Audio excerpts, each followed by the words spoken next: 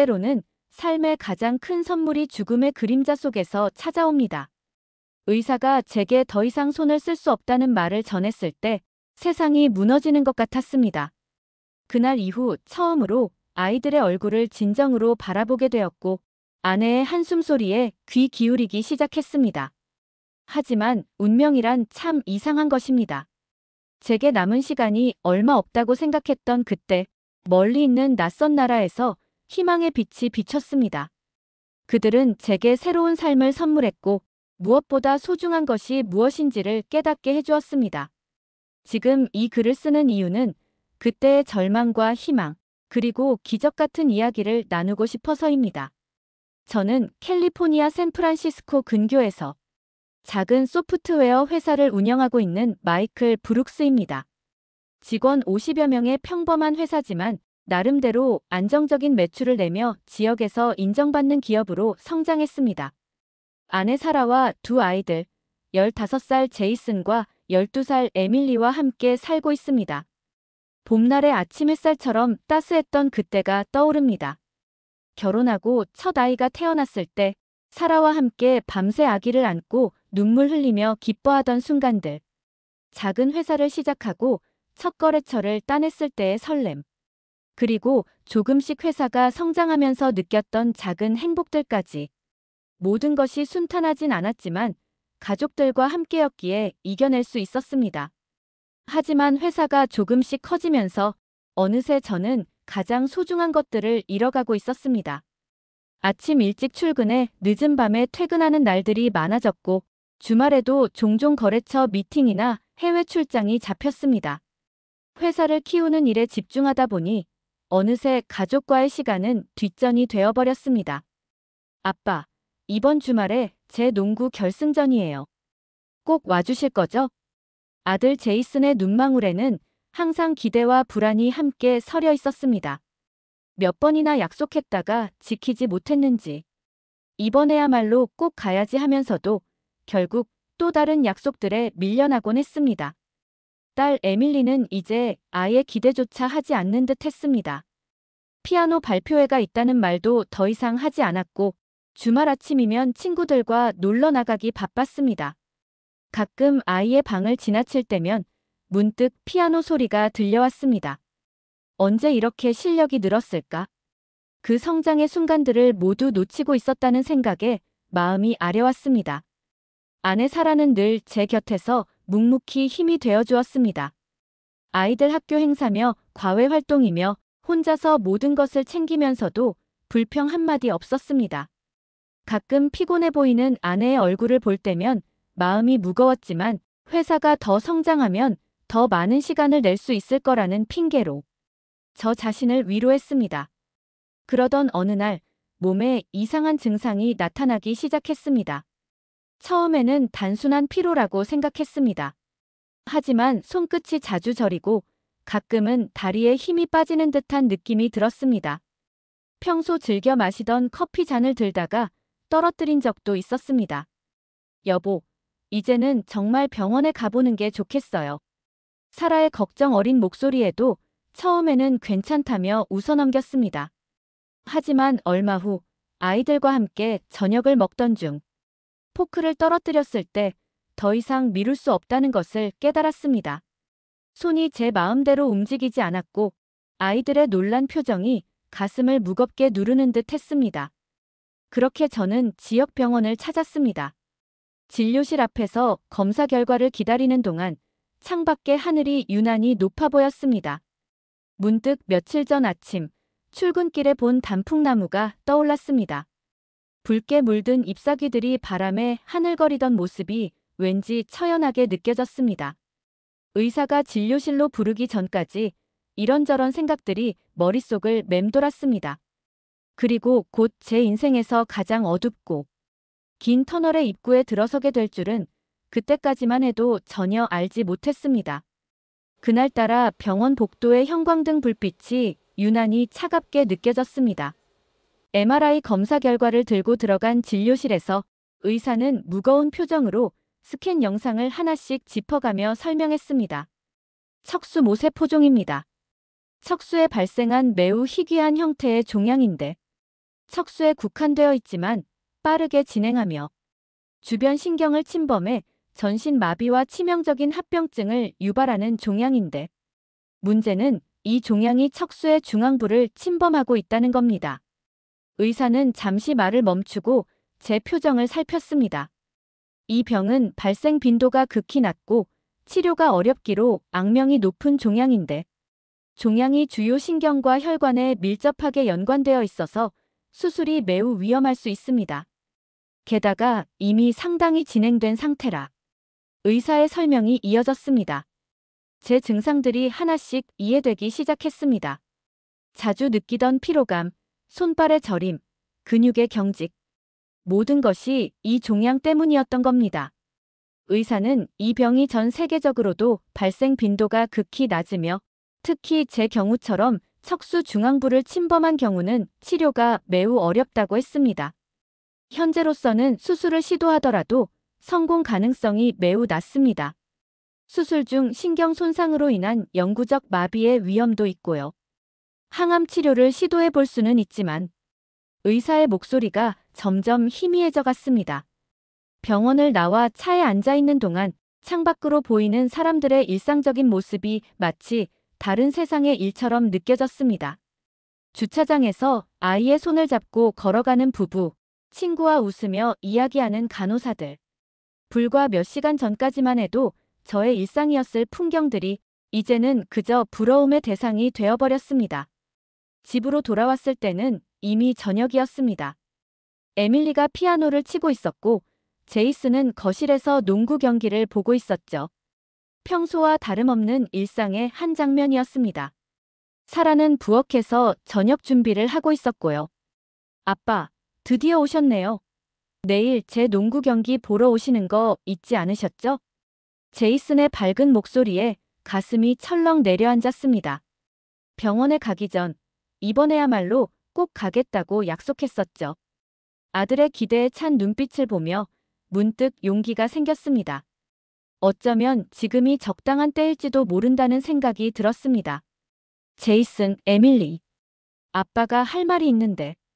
하지만 그때 에밀리가 피아노 연주를 멈추고 달려와 제 팔을 잡았습니다. 아빠, 제가 새로 배운 곡이 있는데 들어보실래요? 이번에는 정말 잘 쳐요.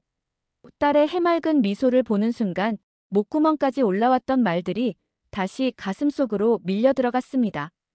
저녁 식사 시간, 평소와 다름없이 아이들은 학교에서 있었던 일들을 신나게 이야기했습니다. 제이슨은 내일 있을 농구 경기에 대한 기대로 들떠 있었고 에밀리는 다음 주 피아노 발표회 이야기를 했죠. 사라는 가끔 제 얼굴을 살피듯 바라보았지만 평소처럼 아이들의 이야기에 맞장구를 치며 웃어주었습니다. 그날 밤 아이들이 잠든 후 오랫동안 그들의 방 앞을 서성였습니다.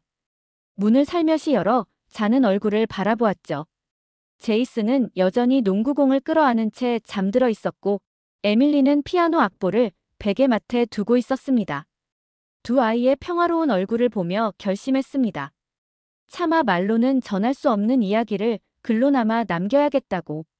서재에 앉아 편지를 쓰기 시작했습니다. 여러 번 다시 쓰고 지우고를 반복했습니다. 한 줄 한 줄 써내려갈 때마다 그동안 미처 표현하지 못했던 마음들이 물밀듯이 쏟아져 나왔습니다. 사랑하는 제이슨에게. 아니, 지워야겠습니다. 우리 아들 제이슨에게. 다시 한번 지웠습니다. 마음을 가다듬고 천천히 펜을 움직였습니다. 제이슨, 내가 이 편지를 읽을 때쯤이면 아빠는 아마 많이 멀리 가 있을 거야. 미안하구나. 내 농구 경기도 제대로 한번 보러 가지 못했고 함께 캠핑도 가보지 못했네.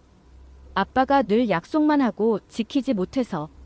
하지만 내가 자라나는 모습을 지켜보는 것만으로도 아빠는 정말 행복했단다. 내가 태어났을 때의 기억이 아직도 생생해. 작고 보드라운 내 손가락을 잡았을 때의 그 떨림이 지금도 이 가슴 한켠에 고스란히 남아있어. 씩씩하게 자라준 우리 아들. 이제는 내가 엄마와 동생을 잘 돌봐주어야 할 것 같구나. 힘들더라도 씩씩하게 이겨내줘. 그리고 가끔은 하늘을 올려다보며 아빠를 생각해 주었으면 좋겠어. 에밀리에게 쓰는 편지는 더욱 조심스러웠습니다. 우리 공주님 에밀리에게. 아빠가 늘 바쁘다는 핑계로 내 피아노 연주회에도 가보지 못하고 함께 놀아주지도 못했지. 그래도 내가 보내준 영상들은 하나하나 다 보았단다. 너의 연주를 들을 때마다 아빠의 마음은 따뜻해졌어. 앞으로도 그 예쁜 손가락으로 아름다운 음악을 들려주렴. 그리고 가끔 엄마가 힘들어 보일 때면 내가 좋아하는 그 노래를 들려주었으면 좋겠어. 엄마도 분명 위로를 받을 거야. 우리 에밀리가 있어서 아빠는 정말 행복했단다. 마지막으로 사라에게 쓰는 편지를 시작했습니다. 하지만 몇 번을 시도해도 마음에 드는 문장이 나오지 않았습니다. 어떤 말로도 제 마음을 다 담을 수 없을 것 같았습니다. 사랑하는 당신에게. 미안해요. 더 오래 함께하지 못해서, 더 잘해주지 못해서, 더 사랑한다는 말을 자주 하지 못해서. 당신을 처음 만났던 그날이 떠오르네요. 카페에서 실수로 커피를 엎지르고 당황하던 내게 당신이 다가와 휴지를 건네주었죠.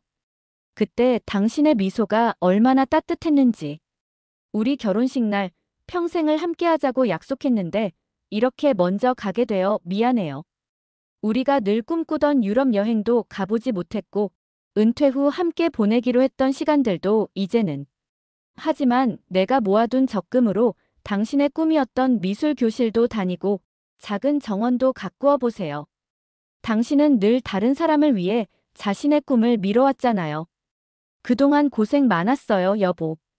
당신은 정말 훌륭한 아내였고 최고의 엄마예요. 우리 아이들을 이렇게 잘 키워주어서 고마워요. 앞으로도 힘들 때가 많겠지만 당신이라면 잘 이겨낼 수 있을 거예요. 항상 사랑했어요. 그리고 영원히 사랑할 거예요. 편지를 쓰고 있자니 눈물이 자꾸 흘러내렸습니다. 서재 창문 너머로 보이는 달빛이 유난히 쓸쓸해 보였습니다. 문득 아래층에서 들려오는 TV 소리가 들렸습니다. 아마도 사라가 잠들지 못하고 있나 봅니다. 늘 그렇듯이 저를 기다리고 있겠죠. 책상 서랍에 편지를 넣으며 생각했습니다. 어쩌면 이 편지들이 영영 전해지지 않을지도 모른다는 작은 희망을 가지고. 그런데 그 희망은 제가 전혀 예상하지 못했던 곳에서 찾아왔습니다. 편지를 서랍에 넣은 후 삶은 마치 흐린 안개 속을 걷는 것처럼 더디게 흘러갔습니다. 아침이면 여전히 회사에 출근했고 저녁이면 가족들과 식사를 했습니다. 하지만 모든 것이 마지막이 될 수 있다는 생각에 일상의 매 순간이 무겁게 느껴졌습니다. 그러던 어느 날 밤 갑자기 심한 두통과 함께 어지러움이 찾아왔습니다. 화장실로 가다가 그만 복도에서 넘어져 벽에 머리를 부딪혔고 그 소리에 잠에서 깬 사라가 달려왔습니다. 구급차를 불러 응급실로 향하는 동안 더 이상은 이 사실을 숨길 수 없다는 것을 깨달았습니다. 응급실에서 의사가 제 상태를 설명하는 동안 사라는 한마디도 하지 않고 묵묵히 듣기만 했습니다. 하지만 창백해진 그녀의 얼굴에서 깊은 상처가 느껴졌습니다. 왜 이런 중요한 걸 혼자서만 안고 있었어요? 병실로 돌아와 처음 한 말이었습니다. 그리고는 제 손을 꼭 잡은 채 소리 없이 울었습니다. 이후 사라는 마치 다른 사람이 된 것처럼 변했습니다. 밤늦게까지 컴퓨터 앞에 앉아 무언가를 찾아보고 의학 서적을 뒤적이고 이따금 메모를 하는 모습이 보였습니다. 처음에는 별다른 희망이 없다고 생각해 말리려 했지만 사라의 눈빛에는 강한 의지가 서려 있었습니다. 여보, 이 자료들 한번 봐주시겠어요? 그러던 어느 날 아침, 사라가 조심스레 제 서재를 노크했습니다. 노트북에는 여러 의학 논문들과 치료 사례들이 정리되어 있었습니다. 그 중에서 특히 눈에 띄는 것이 있었습니다. 세민대학교 병원에서 진행한 비슷한 케이스의 수술 성공 사례였습니다. 물론 모든 케이스가 다르다는 걸 알아요. 하지만 이분들의 접근 방식이 좀 달라요. 최신 로봇 수술 장비와 특수 개발된 신경 감시 장치를 이용해서. 사라의 설명을 들으며 문득 가슴 한켠에 작은 희망이 피어오르는 것을 느꼈습니다. 주치의 선생님과 한번 상담해보는 건 어떨까요? 이런 사례들이 있다는 걸 말씀드리고 사라의 제안은 조심스러웠지만 목소리에는 분명한 희망이 묻어 있었습니다. 주치의를 찾아가 한국행을 상의했을 때 의외로 긍정적인 반응이 돌아왔습니다. 사실 저도 세민대학교병원의 그 케이스에 대해 들은 적이 있습니다. 특히 그쪽의 신경외과 팀은 이런 희귀 케이스에서 놀라운 성과를 내고 있더군요. 한번 시도해볼 만한 가치가 있을 것 같습니다. 의사는 한국 의료진과 직접 연락을 취해주었습니다. 제 MRI 영상과 검사 결과들이 이메일로 전달되었고 얼마 지나지 않아 회신이 왔습니다. 한국 의료진의 답변은 조심스러우면서도 희망적이었습니다. 종양의 위치가 매우 위험하지만 저희가 보유한 최신 장비들을 활용하면 접근이 가능할 것으로 보입니다. 특히 3D 시뮬레이션을 통한 수술 계획 수립과 로봇 보조 수술을 병행하면 신경 손상을 최소화하면서 종양을 제거할 수 있을 것 같습니다. 한국행을 결심하고 나서 처음으로 마음이 조금 가벼워졌습니다. 물론 여전히 두렵고 불안했지만 작은 희망의 불씨라도 생긴 것 같았습니다. 이제 남은 것은 가족들에게 이 사실을 알리는 일이었습니다. 먼저 사라와 둘이서 아이들에게 이야기했습니다. 제가 아프다는 것, 그래서 치료를 위해 한국에 가야 한다는 것까지만. 아이들의 반응은 예상과 달랐습니다. 제이슨은 잠시 침묵하더니 아빠, 꼭 나아서 돌아오실 거죠? 라고 물었고 에밀리는 그대로 제 품에 안겨 울었습니다. 그날 밤 가족들과 함께 거실에 둘러앉아 한국에 대해 찾아보았습니다. 서울의 야경, 한국의 음식들, 그리고 첨단 의료 시설들까지. 마치 새로운 모험을 준비하는 것처럼 설렘 반, 걱정 반으로 이야기를 나눴습니다. 출국 준비를 하면서도 여전히 마음 한켠이 무거웠습니다. 혹시 이게 마지막이 될지도 모른다는 생각에 아이들의 모습을 사진으로 많이 담아두었습니다. 사라는 그런 제 모습을 알면서도 모른 척 해주었습니다. 대신 밤마다 기도하는 모습이 자주 보였습니다. 마침내 출국하는 날, 공항에서 제이슨이 농구공 하나를 내밀었습니다. 아빠, 이거 제가 첫 경기에서 결승골 넣었을 때 받은 거예요. 아빠가 갖고 계세요. 그리고 꼭 가지고 돌아오세요. 에밀리는 자신이 가장 아끼는 음악 상자를 주었습니다. 아빠가 외로우실 때 들으세요. 제가 연주하는 것처럼요. 비행기에 오르면서 창밖으로 손을 흔드는 가족들을 바라보았습니다. 사라는 끝까지 밝은 미소를 지어 보였지만 눈가에 맺힌 눈물을 감추지는 못했습니다. 그때는 미처 몰랐습니다. 제가 한국으로 떠나는 이 발걸음이 새로운 삶으로 향하는 첫 걸음이 될 거라는 것을. 한국으로 떠나기 전 가장 큰 걱정은 아이들 문제였습니다. 다행히 제 부모님께서 흔쾌히 아이들을 봐주시기로 하셨습니다. 별일 아닐 거야. 금방 다녀올 테니 걱정 말고 아이들은 우리가 잘 볼게. 어머니는 제 상태를 눈치채신 듯했지만 굳이 더 묻지는 않으셨습니다. 대신 아버지와 함께 매일 기도하시겠다고 하셨죠. 사라의 부모님도 도움을 주셨습니다. 특히 장모님은 한 달 정도는 와서 아이들 식사를 도와주시기로 했습니다. 걱정 말고 다녀와. 에밀리 피아노 레슨이랑 제이슨 농구도 챙길 테니. 두 분의 부모님들께 깊은 감사를 드리며 저희는 긴 여정을 시작했습니다. 인천공항에 도착했을 때는 이른 봄이었습니다. 차가운 바람이 불어오는 낯선 땅에서 사라는 제 손을 꼭 잡은 채 택시에 올랐습니다. 창밖으로 스쳐 지나가는 서울의 풍경이 마치 영화의 한 장면처럼 비현실적으로 느껴졌습니다. 세민대학교병원은 생각보다 훨씬 현대적이고 깨끗했습니다. 로비에는 여러 나라 말로 된 안내문이 있었고 국제진료센터에는 영어를 유창하게 구사하는 직원들이 우리를 반갑게 맞아주었습니다. 첫 상담은 신경외과 김민우 교수님과 이루어졌습니다. 차분하고 따뜻한 목소리로 제 상태를 설명해 주시는 모습에서 왠지 모를 신뢰가 느껴졌습니다. 척수 모세포종의 위치가 매우 위험하긴 합니다만 저희가 새로 도입한 장비들을 활용하면 가능성이 있습니다. 교수님은 3D 홀로그램으로 제 척수 부위를 보여주셨습니다. 종양이 자리 잡은 위치와 주변 신경들이 마치 우주의 별자리처럼 입체적으로 떠올랐습니다.